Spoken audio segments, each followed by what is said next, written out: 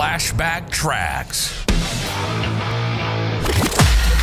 Travel back in time each Friday to an era of big hair, leg warmers, and Walkmans. Far out. Veg out with some clips from Downtime Broadcasting's promotional audio cassette magazine from the 80s and 90s, right here on the World Wide Web.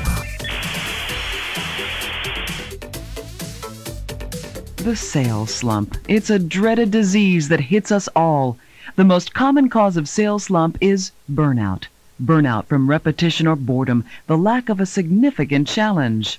Sales slump happens to virtually every sales professional in all areas of sales. It is difficult to keep the same level of intensity and enthusiasm from the first day in selling through the last. Most important is to be able to identify in yourself or those in your office the early symptoms of sales slump.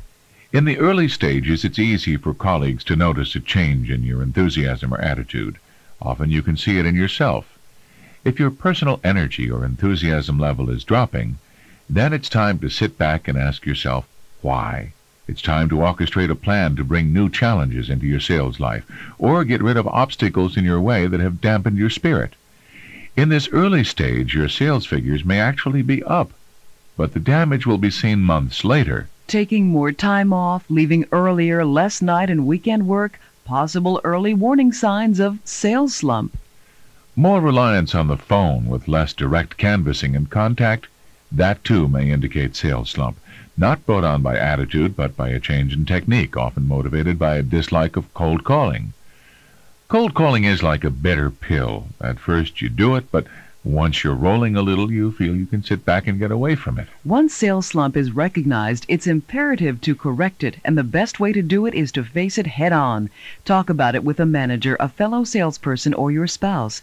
It's often a problem that must be talked out. Here's what Fred Black of All Types Advertising, Sam Turkis of Gowie Madison, and Gordy Graham of AdCentive had to say about their solutions to sales slump. I find it's just a matter of plugging along no matter what you want, and then coming up with, when that one sale does come in, no matter how big or how small, it gives you that impetus again to get back on track. I have a little note tacked to the wall by my phone. And so every time I pick up the phone and make a dial a client, I see a note.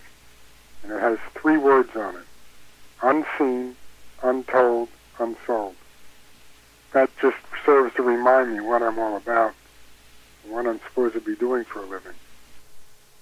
Just keep plugging.